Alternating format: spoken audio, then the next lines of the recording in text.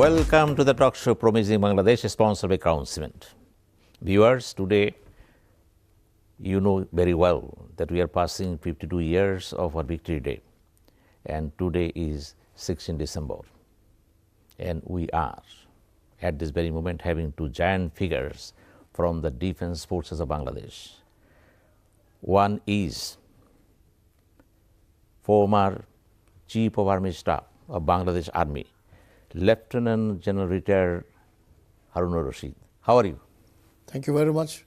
By the grace of Almighty, I am still fine. Other being A.G. Mahmud, former Chief of Air Force of Bangladesh. Mr. A.G. Mahmud, how are you? Thank you. Very well. Well, Mr. Harun-Ar-Rashid, we will discuss about the War of Liberation. Then you are a freedom fighter. Please explain your experience, what you gathered during the War of Liberation. 9 months is a pretty long time. And if you have to brief it in 5 minutes, I think it is one of the hardest time. Anyway, first of all, on a Victory Day, I would like to convey my countrymen the best wishes on the Victory Day.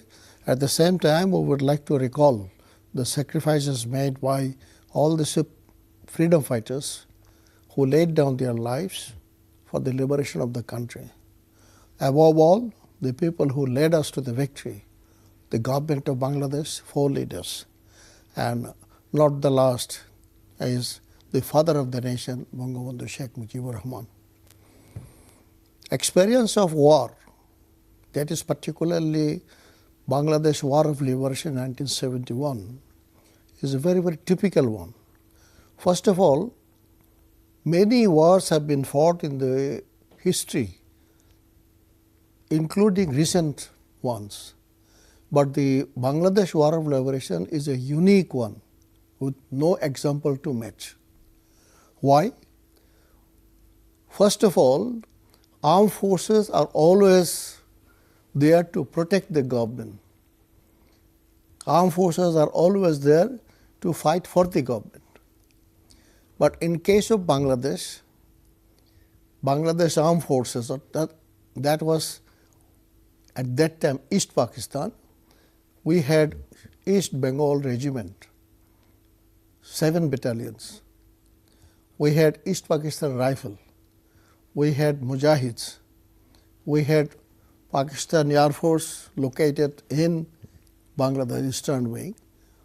Pakistan Navy located in Bangladesh. All of them, I am saying without any exception, all of them answered the call of the father of the nation that we have to fight to get the occupation army out of this land. And true to the call, every individual joined the armed forces, defying the Pakistan armed forces, for whom we took oath that we will protect the president and the constitution of Islamic Republic of Pakistan. So we broke that promise and we joined the Bangladesh War of Liberation.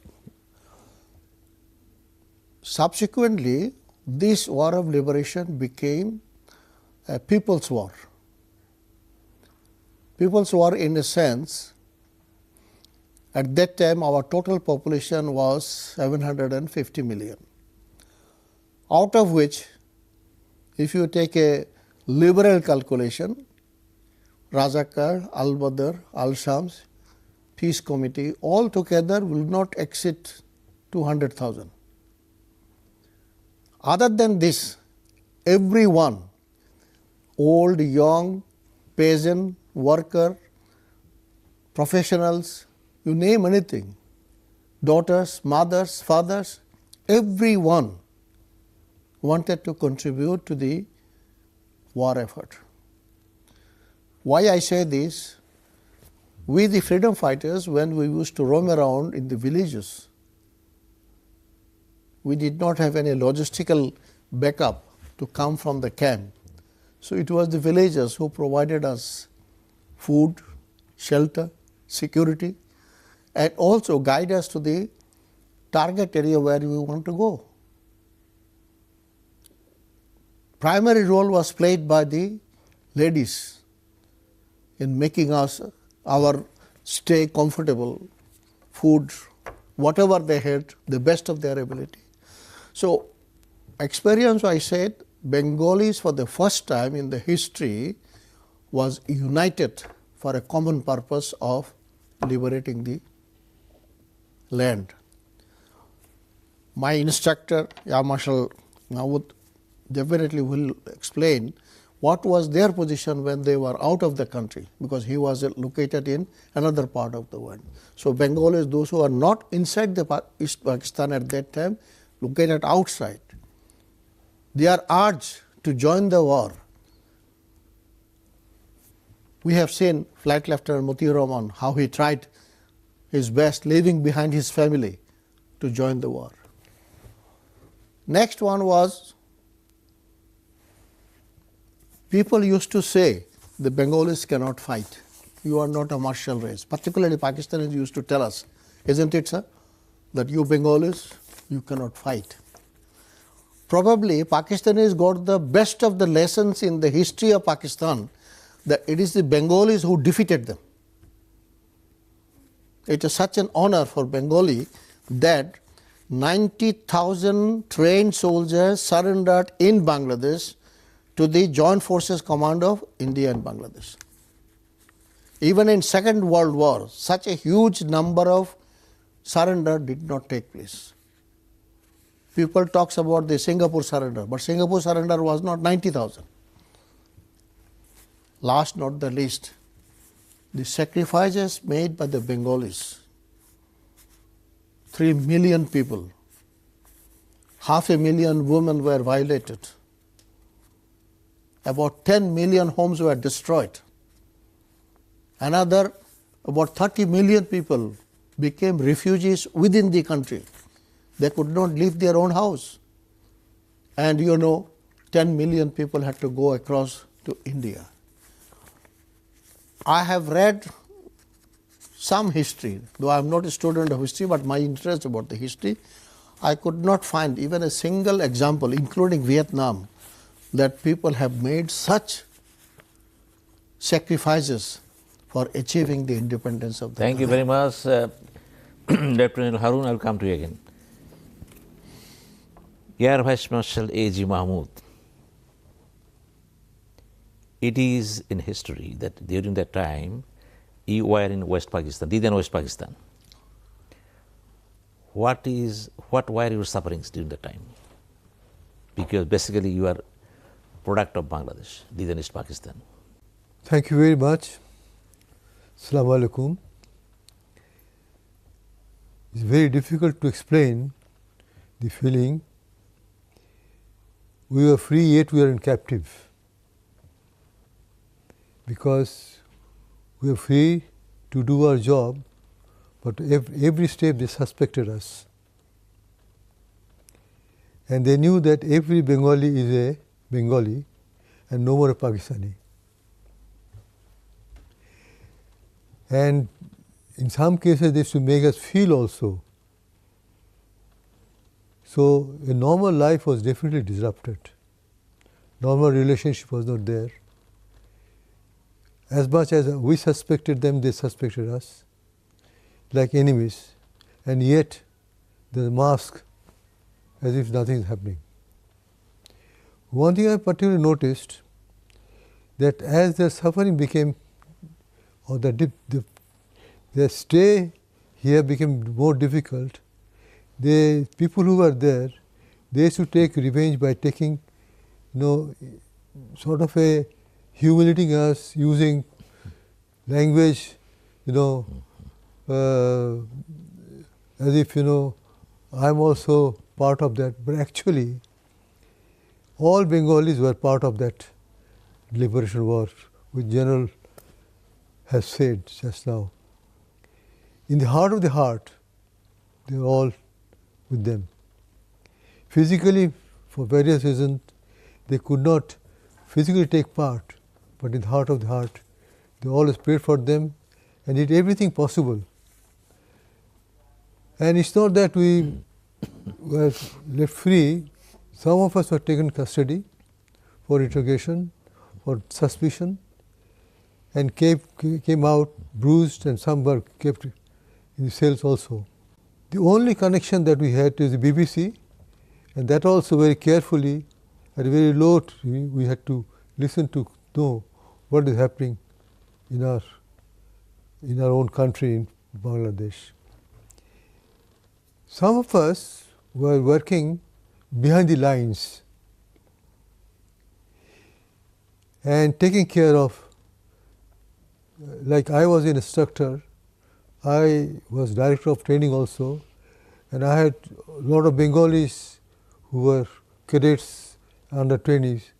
So I used to take extra pain to see that no harm is done to them, and I also worked hard to repatriate some of the bright young pilots grounded then and safely back to Bangladesh. So all these difficult times, one thing that I was worried about was when Dhaka falls, because my parents were here, and I knew if there's urban warfare, then there will be a lot of losses. And the day the surrender came, I thanked Allah that at least Dhaka people are safe from the conflict that was going on. General Harun, we know that you have been awarded with the title, there's a military title, that is Bir Protik. And there are other three titles, Bir Shrestha, Bir Protik, Bir Bikram, and Bir Uttam. How do you feel? What are the feelings? Across the world, across the history, the bravery has been recognized by every nation. Because if you do not recognize the bravery of today's generation, you will not get the brave soldiers of the next generation. Illusion was not an exception. Though it was very late, decided somewhere in August, the then government of Bangladesh decided to recognize some of the extraordinary bravery of Bengali soldiers for defeating the Pakistani forces or destroying the Pakistani forces. Well, category will vary because everybody's sacrifice is not at the same level. Somebody's sacrifice is at the highest level. So, in our case, it was divided into 4 groups: Bir Shrestha, Bir Uttam, Bir Bikram, and Bir Protik. I know I am one of those who have received this gallantry award, though the last one. But I had a feeling that we have not done justice to many deserving candidates. So far my knowledge goes, during the war, our liberation war strength was around 120,000. So out of 120,000, even 1,000 did not qualify. It's very hard to believe. Very hard to believe. But anyway, at that time, government gave one installment, 767, but subsequent governments did not take up this matter, that to award few more, though people are giving them Ekushi Padak, Sadhinata Padak. But these are, as we call it, the civil awards. It's not for the bravery. It's not for the what I call contribution in the war. So I still feel it should be late than never that some more people from the war of liberation should be given recognition for their extraordinary courage, valor. And more so, I would like to make a fervent request. I have been doing it for last 40 years, that liberation war has many, many successes, unbelievable, but those has not been recorded. Our future generations would not know how brave our ancestors, what they did, how they did. Indian Army started its operation somewhere late November. After the month of November, it was pure Bengalis who fought the Pakistani war.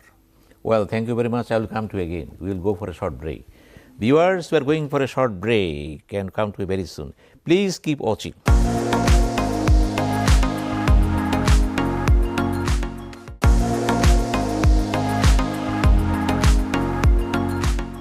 Viewers, we are back again to the talk show Promising Bangladesh, sponsored by Crown Cement. We are having talks with two brilliant officers of Bangladesh Air Force and Bangladesh Army. And both of them gathered tremendous experience in life. And they are like a star in the life of the defense forces of Bangladesh. Well, Mr. A.G. Mahmud, you have a brilliant chapter in your life, especially in 1977, there was a Japanese Red Army hijacked Japanese flight 472, and you were, as Chief of Air Force, handled the matter, negotiated the matter, and successfully all the captives were released. How did you did all these things? And you have been awarded after a long gap of 37 years.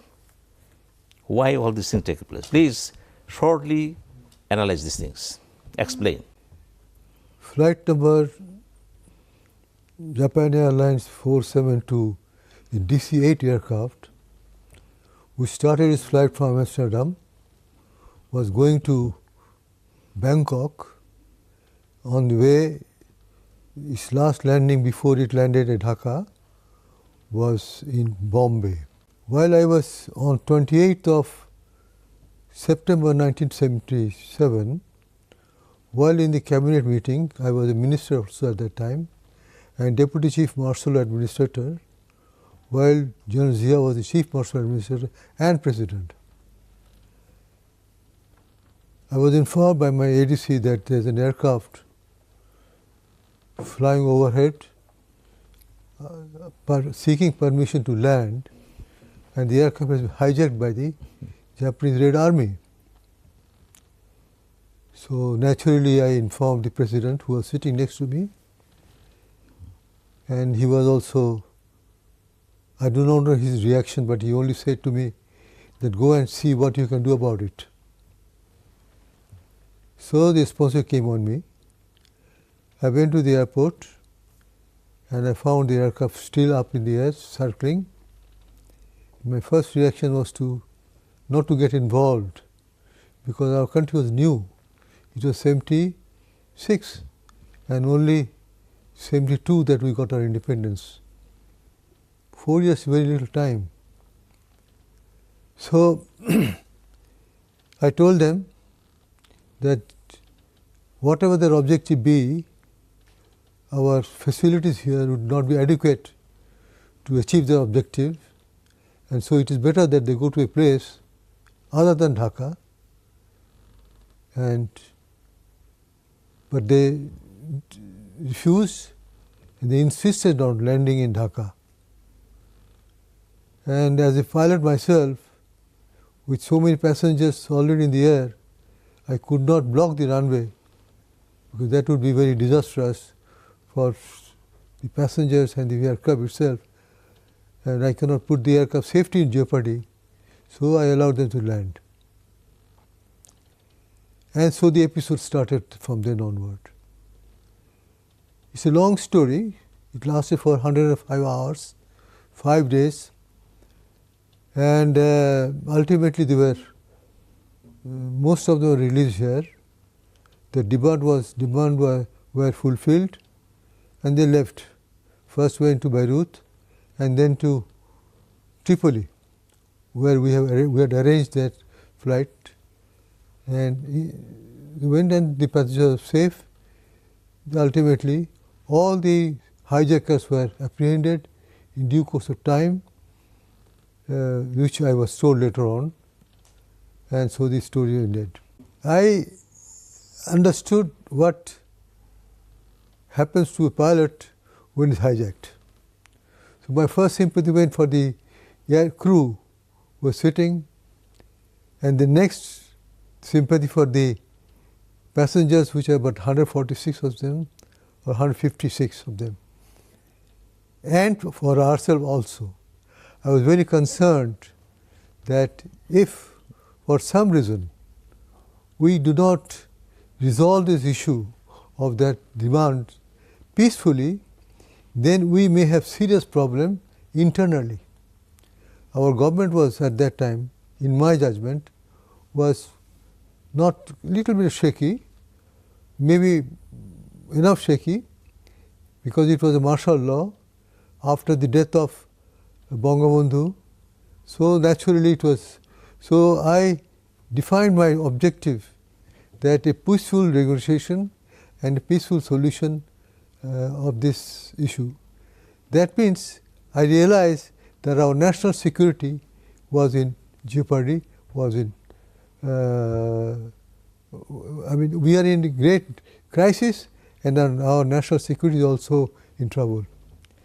So with this in my mind, I could not delegate this my duty to because the President had given me the duty to anybody subordinate to me, and therefore I handled it myself for next 5 days, not knowing that I would be the victim, the greatest victim of this whole incident.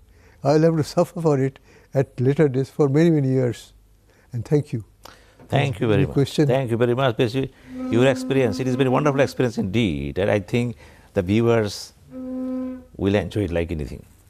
Well, General Harun-Ar-Rashid, in a country like Bangladesh, it's very difficult to work under two governments, and you are the only chief of staff who was appointed during the time of Hasina government, Awami League government. Then Caretaker. you continued during the Khaleda Zia government. As a chief of staff, what was your experiences in a country like Bangladesh? It's an extremely tricky question to answer. It's an extremely tricky question to answer. Well, first of all, the appointment of the chief, whether it is Army, Navy or Air Force, primary concern is loyalty to the government. Then comes the efficiency. You must have seen a lot of time, the most efficient person is not appointed as the chief. Very unfortunate. Sometimes the loyalty to the government takes over. So when Awami League appointed me as the chief of army staff, I'm sure they thought of my loyalty to the government, to the country and to the people. After the election result, when the Awami League government could not qualify and the Bangladesh National Party qualified, new government came in, and new government had their own policy and what should I say, the plan to work. I must mention here in this particular issue, at that time, somehow there was a tradition. It started from 1975 that people who are in a position appointed by one government, when the next government comes, you have to say goodbye. Whether your tenure is still left or finished or new or old, irrespective. So that continued, I would say, even today. As far as I am concerned, as I crossed over from one government to another, from the Awami League government to the caretaker government, from the caretaker government to the BNP government, my aim and objectives were fixed. I did not change my aim nor the objective. My aim was to keep the army as a professional as much as I can. I would strongly recommend that if there is any allegation against any person, that must be highlighted, investigated, and after the investigation, well, government is at large to take administrative action or legal action. But without giving any rhyme or reason, one blue evening at 15 minutes time says, well, General, thank you very much. Because there is one sentence written in the then Royal Military structure is you serve at the pleasure of the Crown. and we have converted it. We serve at the pleasure of the President, and the President can withdraw the pleasure at any time. And he is not bound to give a reason or explanation. Think about it. After putting on 32 years of service, achieving that high standard, and if you are master within the half of your tenure, how would you feel? How would your family feel? How would your subordinates feel? I would say the whole organization becomes shaky. That produces a bad result. And what is that bad result? Now they know that until and unless you switch your allegiance from there to here, you will not survive. So now there is a competition with whom my loyalty should be. And this is extremely, I said 3 times, a bad situation for any defense forces, because in the defense forces, everything should depend on chain of command. Nothing left, nothing right, nothing above, nothing down, chain of command. One and for all. But unfortunately, that doesn't happen. So to answer to your question is, we must get back to the practice of selecting honest, dedicated, capable, then of course loyal person to the Constitution and to the people of the country. Thank if you there is very much. any allegation, well, Thank you very much, General. Thank you very much. We'll go for a short break again. Viewers, we're going for a short break. Please keep watching.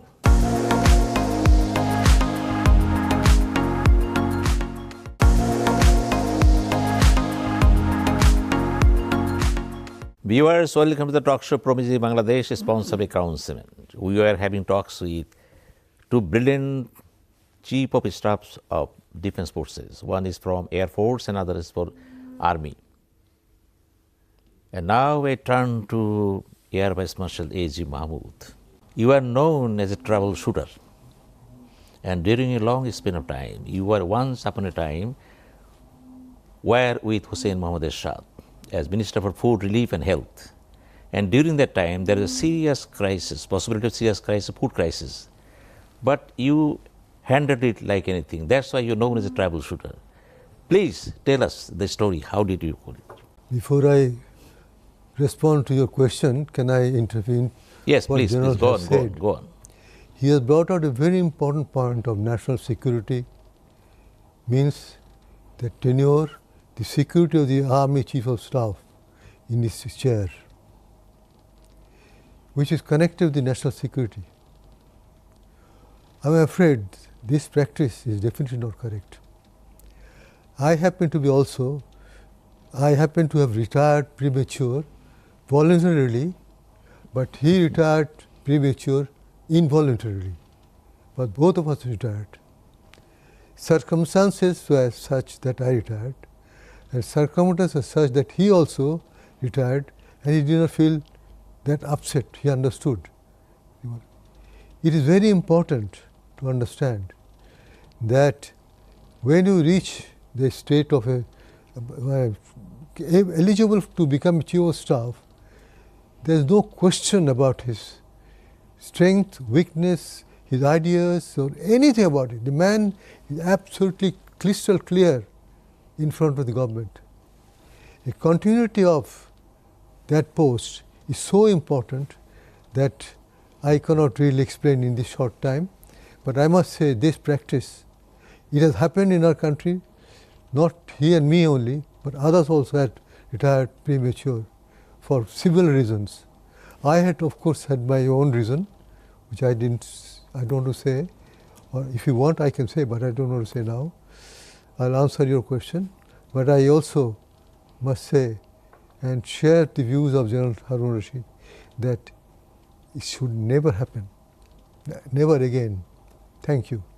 Now, the question is about that famine condition prevailing that was predicted in 1982, March. General Ershad was at that time Chief of Army Staff, and he called me. I had retired at that time, It was December 1977 that I retired, and then I stayed on in the government for another 6 months because I was requested to, against my wishes though, and I was trying to find out something to feel my feel of the ground. At that time I got the call, and he told me that there is a serious food crisis looming over Bangladesh, and some people have started dying, and he wanted me to help the government. He was going to take over. So my first reaction was that this would be premature. If you take over now from a civilian elected government, it will be premature. So he says, if people start dying, we'll be able to stop them from dying, because by that time the famine would be full blown. So he had a point. So I kept quiet, but I still said, maybe you think that don't act prematurely. Act only when you think you have to. With this we parted, and shortly after 2-3 days he calls me up again and he says that I have taken over and you come and join. My family had some bad experience with the government and appointees. As I told you, I was a victim of the previous government. So they had nothing, they had mentally was absolutely nothing to do with the government and services. Anyway, I told my wife about this conversation, and she said one thing. She was a very pious lady. She says, Hazrat Yusuf al-Islam was made the food minister of Egypt when there was a crisis. So on that ground, if I am required to go and serve, I may offer myself. So I said, okay, it looks very convincing. So I told General Rashad that, okay, I'll join. And then I also told him one thing. I said, I'll take over, take this job, but no political interference. If anybody politically interferes me, I'll leave that job. So on that condition he said, and believe me or not, throughout my stay for next up to 85, 3 years, he never asked me a question. He never said a word about my activity, never. There have been a lot of other confrontations and other things, but so where he is concerned, he is absolutely quiet. Anyway. You shorten it, please. 1 minute. Huh? 1 minute. 1 minute. I have got 1 minute. Oh. When I took over, I found that in a capacity of 20 lakh tons of food grain godowns, there was 2.5 lakh tons of food grain only. So, with the projection, with the prediction or forecast, but not prediction, forecast of 10 lakh people to die, and that was done by Oxfam, I started to face the problem with only 2.5 lakh tons of food grain to go down, which is also sweeping stock. I imported 36 lakh tons of food grain over a period of time, got food aid from Japan, from India, from USA, from Saudi Arabia, and yes, and also got food grain from Burma, from Thailand, so all over, wherever it's available. And then Allah is great, He is very kind to me. Not a single man died during my tenure. Thank you. I left very much. With 13 lakh tons of food grain to go down, and I left the government. Thank you very much. Well, General Harun, having arrived at the age of 52, just proceed. You are a valiant freedom fighter, and we understand your mental land discovery phenomena. What is your understanding about the whole thing in Bangladesh at this very moment? There was a time when a big man like Dr. Henry Kissinger termed Bangladesh to be a bottomless basket, that it will never survive. I'm living aside the Pakistanis who said Bangladesh is only few months, then it will collapse. Today, we are completing 52 years and tomorrow we'll start 53 years. We not only survived, we thrived. Today, in the world, Bangladesh is recognized as a force to reckon with. Number two, a sort of model to be followed for developing. Number three, the recognition, acclamation received by the government and the head of the government is unprecedented. However, though our income has increased, our GDP has increased, our export has increased, our export diversification is taking place, yet we lack in something. Let us be very frank about it. Our inequality between the poor and rich are growing further and further. Poor are becoming poorer, rich are becoming richer. Number two, even after 52 years, we cannot really confirm to say that we are capable of delivering health services to each and every citizen of the country. Even after 52 years, we cannot say we can educate all our children. Even after 52 years of our existence, we cannot say every citizen has a shelter. So, as you said, as a member of the Bangladesh War of Liberation, Mukti Fauj, why did you fight? What was our objectives? What did we aim at? Was it only changing the capital from Islamabad to Dhaka? Or is it changing a flag between Pakistanis to red and green flag? Well, those were part of it, but mainly it was the Bangabandhu 6-point declaration which said clearly economic emancipation of the people. I am saying after 52 years of our existence, our people have not achieved the economic emancipation. As I said, rich and poor gap is increasing. Our judicial system is not reachable to the poor, to the nook and corner of the public that are deprived of. Our health system, one of the most expensive, difficult to reach. I think even after progressing so much, recognized by the international community and world community, I think we still have a lot to do to look after the downtrodden people of the country for whom Bangabandhu fought for 23 years. We fought the war. 3 million people sacrificed their life.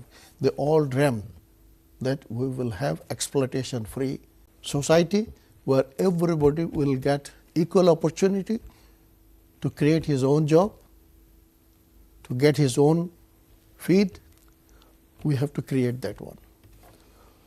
I only can pray that the incoming election is free and fair and the people can choose their leaders who will guide them to the future destination.